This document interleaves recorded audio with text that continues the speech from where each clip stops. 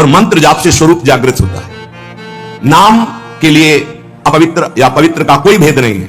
नाम अगर गुरु से नहीं मिला है और आप नाम जप कर रहे हो तो वो गुरु मिला देगा। नाम जप का सबका अधिकार है। ध्यान से सुनो, जो नाम प्रिय लगे सबका परम मंगल करेगा। नाम महामहिम है, उठते बैठते चलते फिरते सोते जागते सब। नाम आगे का कार्य पूर्ण करा देगा। नाम गुरु मिला देगा, मंत्र दिलवा देगा, स्वरूप बोध करवा देगा, ये सब आगे का कार्य। नाम सबके लिए महामंगलदायक है। मैं बड़े जोर के साथ कहता हूं, अपने अनुभव की बात कहता हूं, अपने जीवन की बात कहता हूं कि जो कुछ प्राप्त हुआ सब नाम से प्राप्त हुआ। ऐसा गोस्वामी जी भी बोलते हैं। बस हम कुछ सावधानियां बता रहे हैं। नाम जापक अगर इन सावधानियों को कर ले तो बहुत जल्दी नाम सिद्ध हो जाए। पहला, हम जिस प्रभु के नाम का जप और कीर्तन करते हैं उसके अनन्य हो जाएं। अनन्य ये खास बात है। पहली, जो नाम जप करते हैं उसके अनन्य हो जाए। उठते बैठते सोते जागते वही नाम हमारा जीवन बन जाए। बस ये बहुत खास बात है, इसलिए जल्दी इस पर स्थित नहीं हो पाते। जो लोग ये कहते हैं कि मैं तो बहुत से नाम जपता हूं तो उनको गुरु कृपा प्राप्त नहीं हुई। अभी देख लेना, जिस दिन गुरु कृपा प्राप्त होगी तो आप समिट जाओगे। गुरु कृपा प्राप्त होने का यह प्रभाव होता है कि वो गुरु प्रदत्त नाम और मंत्र में अनन्य हो जाता है। हो ही जाता है, स्वाभाविक हो जाता है। पर जिसको नाम सिद्ध करना है उसको उस नाम के अनन्य होना होगा। जो नाम कीर्तन करते हो, जो नाम जप करते हो, उसके अनन्य हो जाओ। एक ही परमात्मा है, उसके नाम अनंत है, लेकिन अनंत नाम नहीं जपे जा सकते। नाम एक ही पकड़ो और जो पकड़ो उसके अनन्य हो जाओ। जिह्वा से वही तुम्हारे स्फुरित होने लगेगा। दूसरा, नाम की महिमा है। कितना भी बड़ा पाप किया जाए और नाम जापक का कुछ नहीं बिगाड़ सकता, भस्म कर देता है नाम पाप को।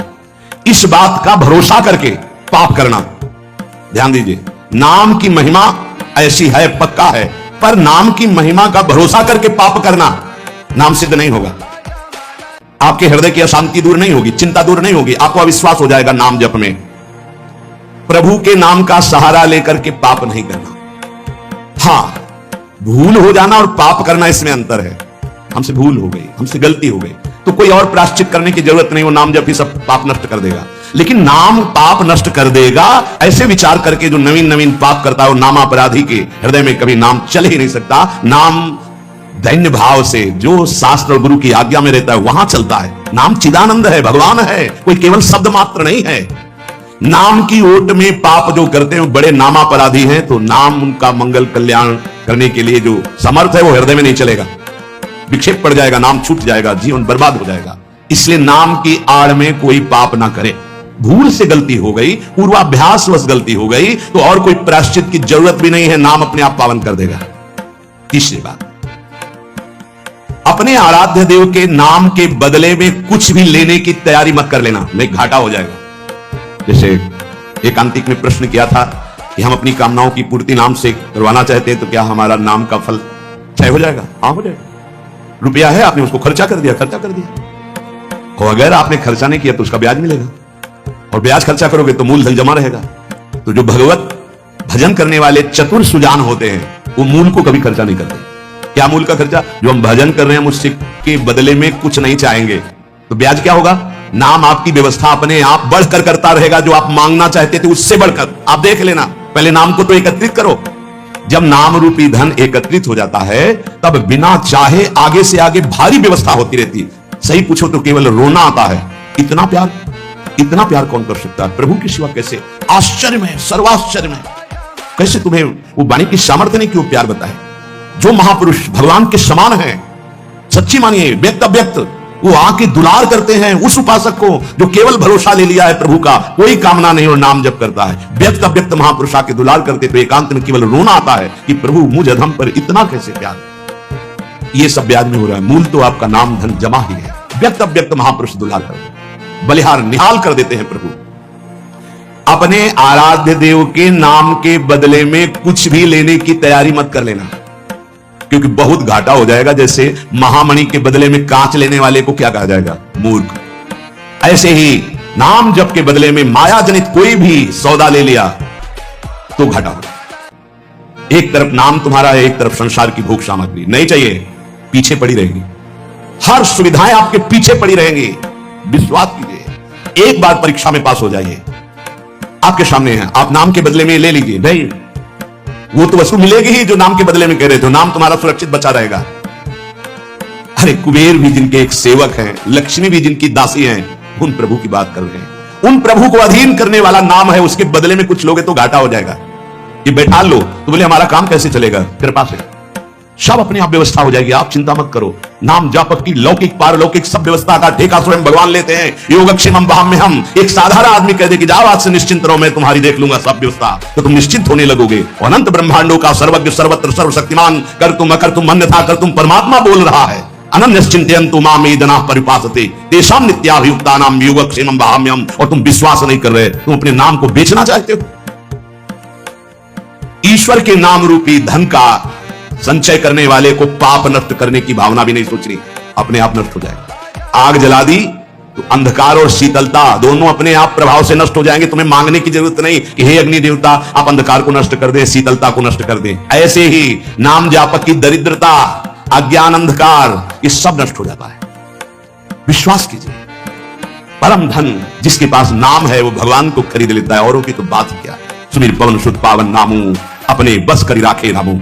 भगवान को अधीन कर मान जाओ हमारी प्रार्थना। पाप नष्ट करने का भी विचार मत सोचिए, वो अपने आप नष्ट हो जाएगा।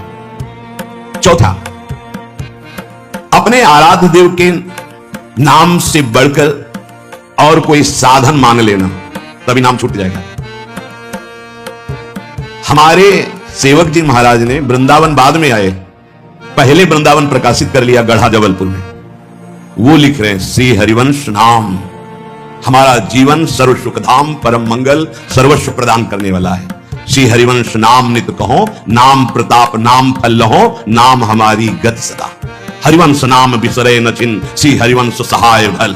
हरिवंश हरिवंश हरिवंश। तो आचार्य आ गए, निज मंत्र दे दिया, वृंदावन प्रकाशित हो गया, नित्य विहार लीला में प्रवेश हो गया, सब नाम से हो गया। तब आए वृंदावन। अपने परम प्रीतम के नाम के आगे फिर कोई साधन नहीं। अगर किसी अन्य साधन में महत्व बुद्धि हो गई तो नाम छूट जाएगा। नाम सिद्ध करने के उपाय हैं, बहुत बड़े महापुरुषों के वचन हैं। हमारे को जो गुरुदेव ने नाम दिया, इससे बड़ा कोई साधन नहीं।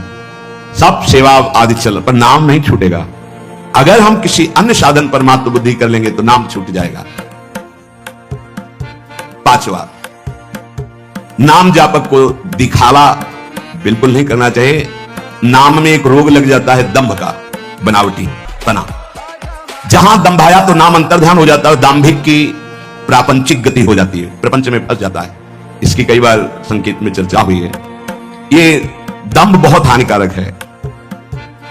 प्रभु का नाम प्रभु के प्रेम के लिए, केवल प्रभु को रिझाने के लिए है। अगर कहीं बनावटी पना, दिखावटी पना आ गया, दूसरों को प्रभावित करने की बात आ गई तो दंभ आ जाएगा। यह दंभ बहुत बड़ा आपका परमार्थ नाशक रोग है। ये बड़े बड़ों के अंदर आ जाता है। इस बात का पता लगना बड़ा कठिन हो जाता है कि दंभ आ गया है। इस दंभ के दोष से बचने के लिए किसी महापुरुष के अनुशासन में रहने की आवश्यकता है। इस दंभ को हम विनोद भाषा में कह सकते हैं बगुला भक्ति, दिखावटीपना। बगुला एक टांग पे खड़ा है, ऐसा लग रहा है जल में समाधिस्थ हो रहा है, लेकिन उसकी दृष्टि मछली पे है, वो समाधिस्थ नहीं है। और जहां मछली आई खट्टे से कहा, फिर वैसे बैठ गया। जिसकी दृष्टि विषय भोग पर होती है, विषयों पर होती है, मान प्रतिष्ठा पे होती है, वो दंभ भक्ति में लग गया, अब वो नष्ट कर देगा। दंभ दोष से बचना बहुत आवश्यकता की बात है।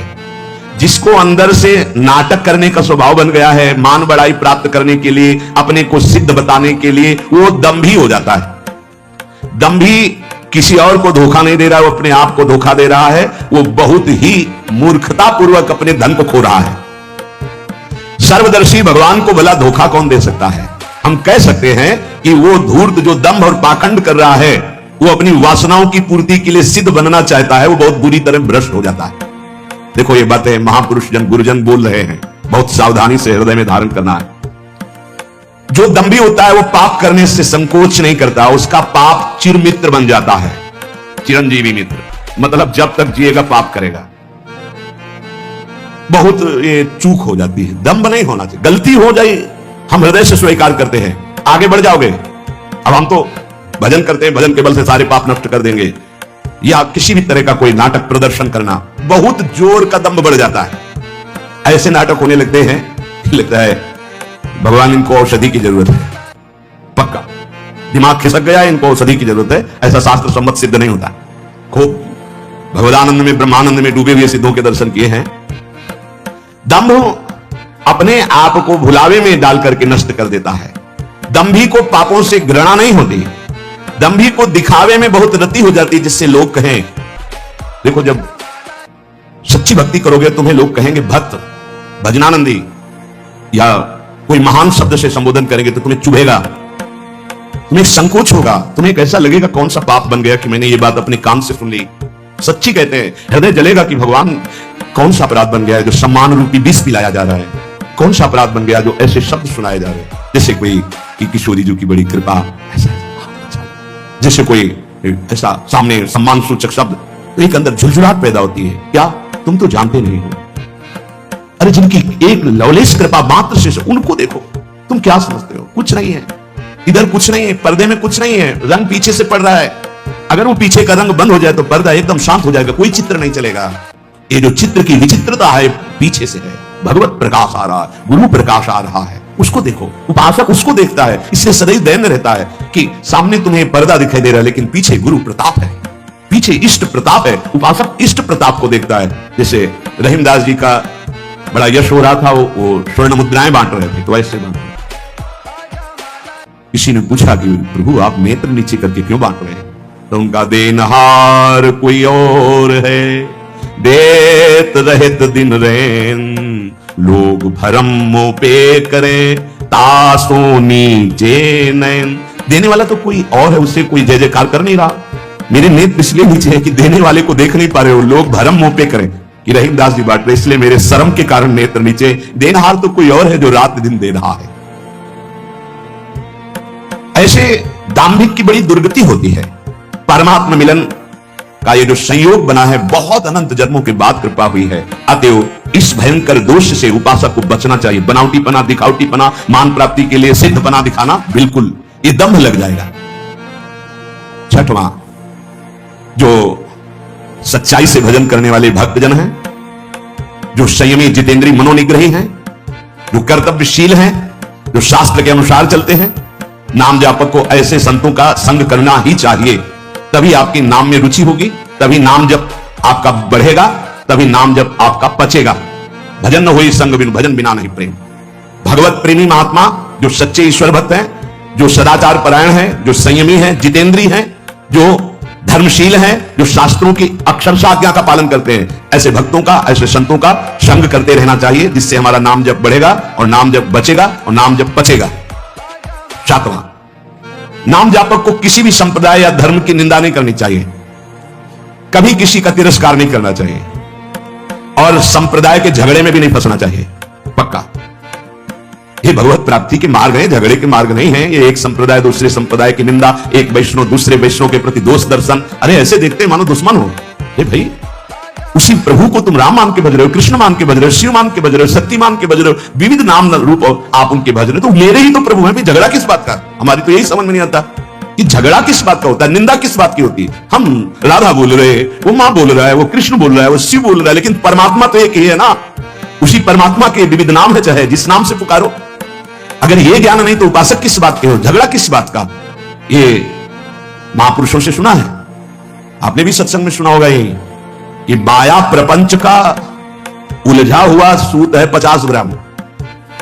ये शास्त्र और संप्रदाय का उलझा हुआ सूत्र है 100 मन, जिसे सुलझा पाना बड़ा कठिन हो। देखा है, जो संप्रदाय की कट्टरवादिता के अंतर्गत है, वो सदैव निंदा ही करते रहते हैं, कहीं भी बैठे उनका विषय ही होता है आचार्य और वैष्णवों की निंदा करना। ये संप्रदाय नहीं सिखाता। तुम अपने खुद आचार्य की निंदा कर रहे हो, इष्ट की निंदा कर रहे हो, तुम जानते ही नहीं तुम्हारा ही इष्ट और आचार्य सब रूपों में है जिसकी तुम निंदा कर रहे हो। तुम्हारा ही इष्ट आचार्य कैसे प्रसन्न हो जाएगा? एक गाल में चंदन लगाओ, दूसरे में थप्पड़ मारो तो ये पूजा कही जाएगी? वही सब रूपों में विराजमान है। नाम जापक किसी भी संप्रदाय के झगड़े झंझट में ना फंसे। प्रिया प्रीतम, आचार्य वचन, गुरुदेव का मंत्र, नाम उपदेश, बस इतने से मतलब है। हम अपने आचार्य को बड़ा करके दूसरे अपने ही आचार्य स्वरूप की निंदा करेंगे तो हमारे आचार्य का त्याग हो जाएगा अपने आप। थोड़ी सी बात में समझना। हरिराम व्यास जी महाराज जरा सी बात कबीरदास जी के प्रति बोल पड़े कि वो तो नित्य रास विलास रस को क्या जाने, वो तो निर्गुण निराकार है, भगवान के शिव पास। हल्का शब्द जरा सा हो गया, वो रस की गरूरता में बोले, निंदा नहीं की। जैसे अपने लोग श्लोक में बोल देते हैं संभाव्योपि विरंचिनारद शिव स्वयं वाद्यग्नया। हमारी प्रियाजू की जो दास्ता का रस है वो सुखदेव जी, भगवान शंकर आदि भी। ये कोई निंदा नहीं, उस रस की गरिमा, उस रस की एकांत प्रियता। बस अंतर पड़ गया, लीला बंद हो गई हरिराम व्यास जी। गुरुदेव हरिवंश महाप्रभु से कहा, प्रभु अब तो जी नहीं सकते, जो लीला चिंतन चल रहा था बंद हो गया। तो उनका हरि के किसी लाडले का अपराध बन गया। तो उनका, प्रभु आपका आदेश था श्याम श्यामापद कमल संग सिरनायो, तो आज तक किसी वैष्णव का अपराध ऐसा तो नहीं, नहीं, लीला बंद ही होती है वैष्णव अपराध से। कहा, प्रभु क्या यह अपराध माना जाएगा कबीरदास जी के प्रति? बोले हाँ, तुम क्या जानो कौन महापुरुष की भगवान के आदेश से रस में रंगा हुआ है, ये तो अपराधी है। तो यमुना किनारे बैठ करके विनय की रोए तो कबीरदास जी यमुना जल से ही प्रकट हो गए। और फिर उन्होंने बताया कि जैसे एक पंगत में कोई कचौड़ी चला रहा है, कोई गुलाब जामुन चला रहा है, तो ऐसा नहीं कि गुलाब जामुन चलाने वाले को केवल गुलाब जामुन मिलेगा, कचौड़ी चलाने वाले को कचौड़ी। वो जब बैठेगा पंगत में तो सब कुछ पाने को मिलेगा। ऐसे ही अलग अलग भगवान ने संतों को सेवा दी। तुम निराकार की उपासना स्थापित करो, तुम साकार की, तुम ये, तुम, लेकिन रसास्वादन सबको बराबर होगा। जैसे पंगत में बैठने वाले को सब्जी, खीर, कचौड़ी, गुलाब जामुन सब मिलेगा, रसास्वादन उसी परमात्मा का होगा। अलग अलग उसको बांट रहे हैं, तब वो बात समझ में आई। तो इसीलिए यहां कह रहे हैं, नाम सिद्ध करने वाले उपासक को चाहिए कि दूसरे किसी भी धर्म की, नाम की, संप्रदाय की निंदा ना होने पावे, तिरस्कार ना होने। वैसे सच्ची कहते हैं, नाम जापक कैसा हृदय होते हैं। सामने कोई भी संत भगवान आए तो लगता है इनका चरण उदक उतार के अगर पीने को मिल जाए, क्या दुलार करूं जिससे प्रसन्न हो जाए। भगवान की दास है, भगवान की भक्त है, तो हृदय नाचने लगता है अंदर ही अंदर। क्या करूं, तो बाद में इतना ही आता है कि हम आपके ऋणी हैं। बस आप आए, आप दर्शन दिए, आप संभाषण किए, आप हमको खरीद लिए, हम आपके बिके हुए दास हैं, हम ऋणी